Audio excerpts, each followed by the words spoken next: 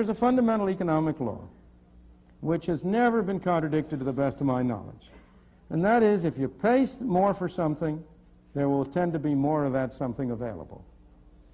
If the amount you're willing to pay for anything goes up, somehow or other, somebody will supply more of that thing. We have made immoral behavior far more profitable. We have, in the course of the changes in our society, been establishing greater and greater incentives on people to behave in ways that most of us regard as immoral. On each of us separately, we've all been doing it. One of the examples that has always appealed to me along these lines is the example of Great Britain. Not now, but in the 19th century, 18th century.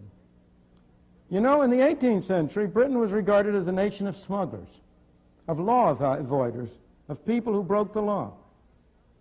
In the 19th and early 20th century, Britain got the reputation for being the most law-abiding country in the world, an incorruptible civil service.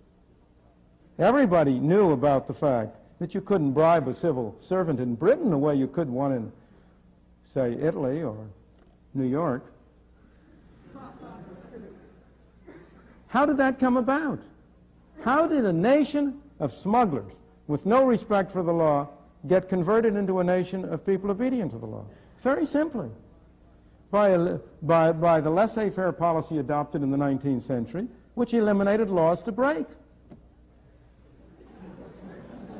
If you had complete free trade, as you did after the abolition of the Corn Laws, there was no more smuggling. It was a meaningless term. You were free to bring anything into the country you wanted. You couldn't be a smuggler. It was impossible.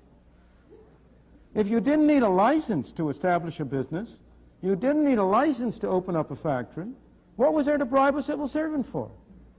The civil servants became incorruptible because there was nothing to bribe them for. Now, of course, these patterns, there's a cultural lag, as you have all learned in your anthropology courses.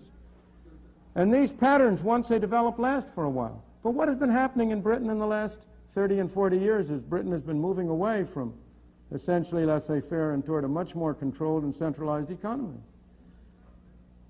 This reputation for law obedience is disappearing. You've had repeated scandals about ministers of the government, about members of parliament, about civil servants who have been bribed, about the rise in gang warfare and the rest. Why? Because you're establishing an incentive. You've got more laws to break now. It's much more fundamental. When the only laws are those laws which everybody regards as right and valid, they have great moral force. When you make laws that people separately do not regard as right and valid, they lose their moral force. Is there anybody in here who has a moral compunction to speeding? I'm not saying you may not have a prudential objection to speeding. You may be afraid you'll get caught. But does it seem to you immoral to speed? Maybe. If so, you're a small minority.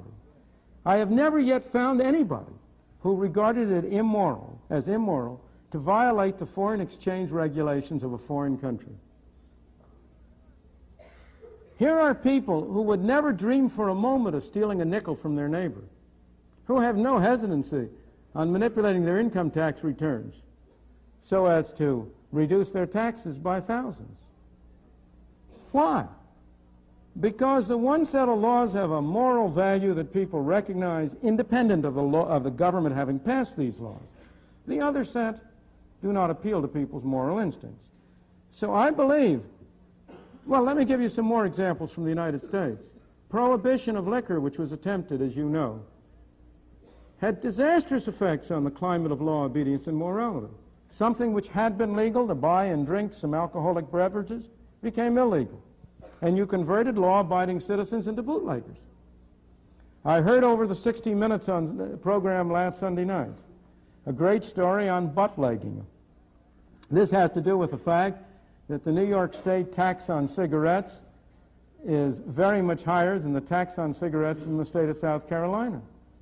So you have people going down to South Carolina and buying the South Carolina low-taxed cigarettes and smuggling it into New York State and forging New York State tax stamps on it and then selling it to publicly. A large fraction of all cigarettes sold in New York State are butt-legged. Now, there you've provided an incentive for people to break the law, so they break the law.